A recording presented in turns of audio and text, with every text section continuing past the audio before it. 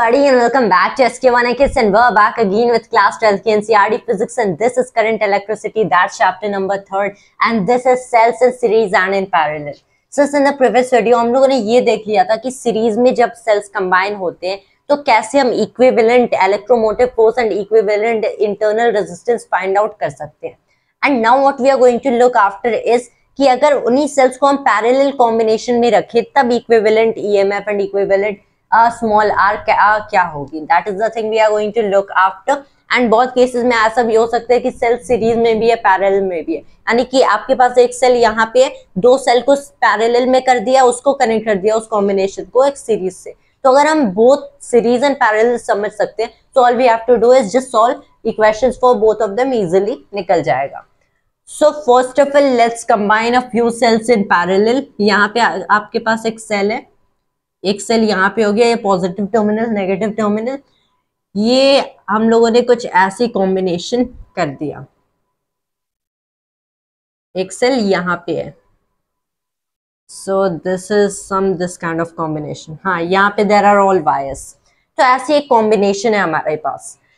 फिर अब मैं क्या बोलूंगा कि इस सेल के पास एक ईएमएफ है एप्सिलॉन 1, इसके पास ईएमएफ है एप्सिलॉन 2, इसके पास इंटरनल रेजिस्टेंस R1, इसके पास इंटरनल रेजिस्टेंस R2.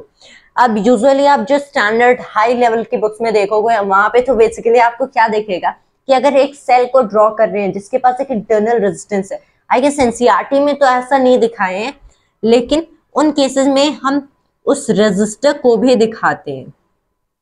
अगर आप स्टैंडर्ड बुक्स में देखो तब एक सेल को कुछ ऐसे ड्रॉ करेंगे, यानी कि अगर उसके पास नेग्लिजिबल इंटरनल रेजिस्टेंस है, this is just the simple notation. अगर आप अच्छी लेवल की बुक्स में देखो तो they will be drawing it in somewhat this way कि ये हमारे सेल है जिसके पास एक इंटरनल रेजिस्टेंस है. ऑल्दो इसको पार्ट बाय पार्ट ड्रॉ किए, लेकिन इसका मतलब क्या कि ये पूरा डिवाइस ये एक सेल है जिसके पास इतना इंटरनल रेजिस्टेंस है. But we are going to know that thing as going according to NCERT. फिर हम लोगों ने इसमें से करंट पास किया. करंट कहां से कहां तक जाएगा? ऑब्वियसली लोअर से हाइयर पोटेंशियल पे इनसाइड द सेल, क्योंकि एक ईएमएफ सोर्स है तो लोअर से हाइयर पोटेंशियल तक जाएगा. तो ये हम लोगों ने यहां से करंट पास किया आई. जैसे इस जॉइंट पे आएगा, इसे एक जंक्शन कहते हैं कि जहां पे 3 वायर्स जॉइन होते हैं. जंक्शन के हम एक रूल भी देखेंगे, जंक्शन का रूल किरचॉफ्स सेकंड रूल, वो in the more of next videos होगा. तो यहाँ पे ना जैसे करंट यहाँ पे हम लोगों ने छोड़ा, ये 2 पार्ट में स्प्लिट कर जाएगा. एक पार्ट यहाँ पे जाएगा, एक यहाँ पे, फिर एक पार्ट जिसे हम I1 कहेंगे इस सेल के थ्रू, I2 इस सेल के थ्रू. I1 एप्सिलॉन 1 के थ्रू पास करेगा, I2 एप्सिलॉन 2 के थ्रू पास करेगा. Internal resistances are R1 and R2. फिर जब ये करंट यहाँ पे आएंगे फिर से यहाँ पे ज्वाइनिंग होके एज आई चले जाएंगे. What we can directly get from here कि जो करंट टोटल है वो the current passing from epsilon 1 plus current passing from epsilon 2, इतना तो पता चल गया.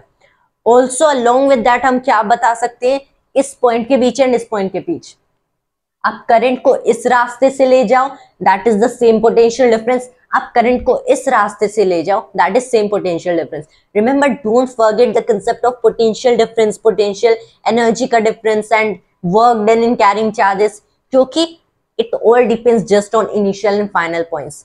आप किसी भी पाथ से करंट को ले जाओ, चार्जेस को ले जाओ, potential difference always remains the same as long as the initial and end points are the same. तो यहाँ वाला वही पोटेंशियल डिफरेंस, यहाँ वाला वही पोटेंशियल डिफरेंस. तो हम लोग कह देते हैं ये है पोटेंशियल डिफरेंस V. एक इंटरनल रेजिस्टेंस R से पास कर रहे हैं तो V क्या हो गया? फर्स्ट ऑफ ऑल इसके लिए V के लिए 2 इक्वेशंस बनेंगे जहाँ पे V सेम है, but what we are getting is एक तो V हम लोग एप्सिलॉन 1 माइनस I1 R1 लिख सकते हैं, एंड ऑल्सो वही पोटेंशियल डिफरेंस है epsilon 2 minus I2 R2, right. तो अब हम लोग यहाँ से I1 एंड I2 निकाल लेते हैं. फिर उसको क्या करेंगे, दोनों को ऐड करेंगे टू फाइंड I, एंड वहां से पोटेंशियल डिफरेंस निकाल लेंगे. पहले इतना करेंगे, यहाँ से I1 कितना होगा, epsilon 1 minus V over R1. I2 कितना हो गया, epsilon 2 minus V over R2.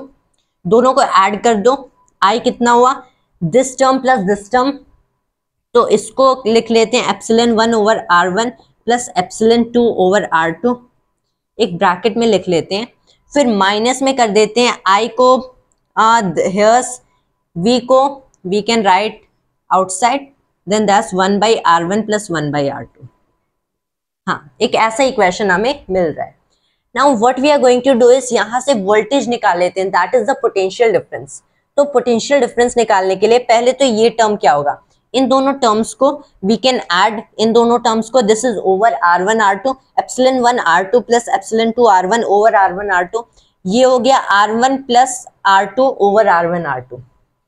मतलब यहां से पता चल गया कि V क्या होगा, एप्सिलॉन 1 ये हो गया एप्सिलॉन 1 R2 माइनस में एप्सिलॉन 2 R1 ओवर हो गया R1 R2 ब्रैकेट में, माइनस में ये भी हम लोगों ने इस साइड कर लिया, सो ये हो जाएगा and then there is into में इसका reverse, so that's R1 R2 over R1 plus R2 and फिर माइनस में देयर इज I टाइम्स में this term R1 R2 over R1 plus R2। ये दोनों टर्म्स कैंसिल हो गए। This seems like a lot of complicated mathematics, यहाँ की maths बहुत लंबी है, लेकिन now what we can do finally is, ये हो गया हमारा एक ये term epsilon 1 R2 minus epsilon 2 R1 over में हो गया R1 plus R2 and finally there is minus I R1 R2 over R1 plus R2। हाँ, ये एक इक्वेशन हमें वोल्टेज के लिए मिल गए।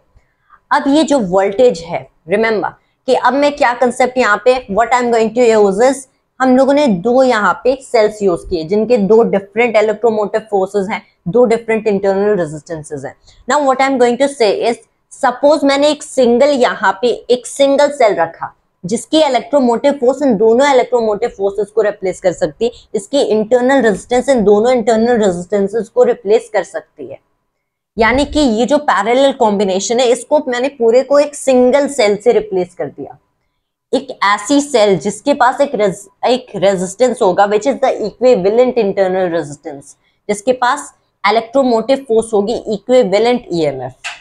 तो उसके लिए हम लोग इक्वेशन क्या लिखेंगे, सिंस वोल्टेज तो वही है same, it depends just on the initial and final points. इसके लिए इक्वेशन हो जाएगा कुछ ऐसा, equivalent EMF minus I R equivalent.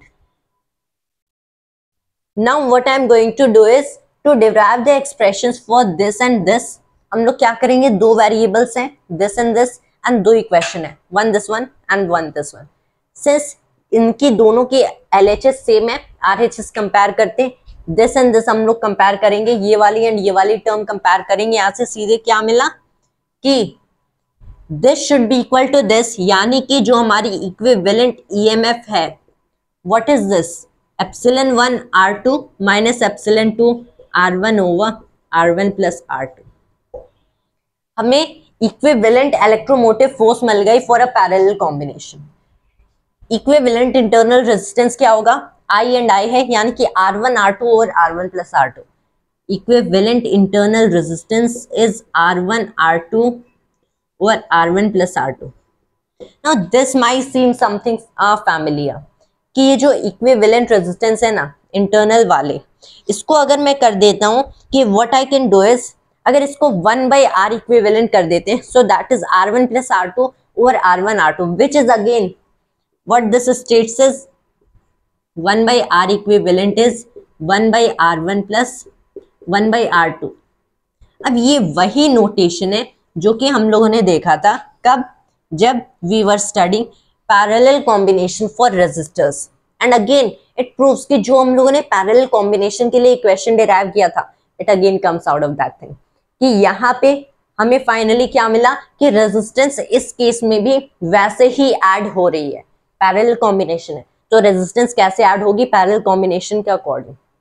सो वो वाला जो रिजल्ट है एक्चुअल में वहां पे हम लोगों ने डिराइव किया था, यहाँ पे फिर से डिराइव हो गया एंड दैट्स जस्ट ऑटोमेटिकली। तो एक हमें ये इक्वेशन मिला, एक ये इक्वेशन मिला, दैट इज द थिंग।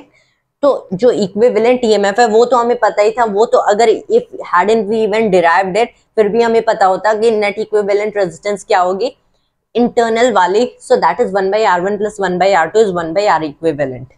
ये वाला result is more of important इसमें एनसीईआरटी ने क्या किया कि उसको डिवाइड कर दो उससे, यानी कि what you have to do is ये जो इक्विवेलेंट ईएमएफ है ना divided by equivalent internal resistance, तब आपको क्या रिजल्ट मिलेगा। तो इसमें हम लोग क्या करेंगे, when we are dividing it, so what we are getting epsilon 1 r2 minus epsilon 2 r1 over r1 plus r2 हो गया। डिवाइड करेंगे तो ये इसका मल्टीप्लिकेटिव इनवर्स से मल्टीप्लाई हो जाएगा, so into r1 plus r2 over r1 r2, ये दोनों terms cancel, let me right it here, ये हो गया epsilon 1 r2 minus epsilon 2 r1 over r1 r2। इसको अगेन डिवाइड करते हैं, सो ये हो गया epsilon 1 over r1 minus epsilon 2 over r2। That is कि अगर हम लोग को दिस इज ऑल्सो पॉसिबल कि क्योंकि ये एक्सप्रेशन थोड़ा ज्यादा इजी लग रहा है, and that is what we have to actually do in physics, कि जितने सिंपल एक्सप्रेशंस पॉसिबल हो सकते we have to go through them. तो अगर हमें ऐसा भी पता है कि हाँ इक्विवेलेंट इंटरनल रेजिस्टेंस पहले से पता है, तो ऑब्वियसली यहाँ से इक्विवेलेंट ईएमएफ इजीली निकल जाएगा जस्ट बाय मल्टीप्लाइंग इस वाले एक्सप्रेशन में, अब तो मल्टीप्लाई इक्विवेलेंट इंटरनल रेजिस्टेंस, वहां से आपको इक्विवेलेंट ईएमएफ मिल गया। And that is all that we have to actually do in cells in series and in parallel. तो ये पैरेलल कॉम्बिनेशन की हो गई। ऑब्वियसली पैरेलल कॉम्बिनेशन था तो थोड़ा लंबा हो जाएगा, क्योंकि रेजिस्टेंस के केस में भी देखा था कि वहां पे डायरेक्टली अलजेब्रिक रूल से हमारे रेजिस्टेंस ऐड नहीं होते इन अ सिमिलर वे कि यहाँ पे equivalent EMF normal algebraic rule से या फिर equivalent internal resistance algebraic rule से ऐड नहीं होती है। यहाँ पे we have to try some different rules as similar in the case of resistors, whereas series combination में all thing is really easy, but as long as you are fine with these kind of mathematical equations and expressions, everything is just easy in all these, and thanks to you always, and Jai Hind, Jai Bharat.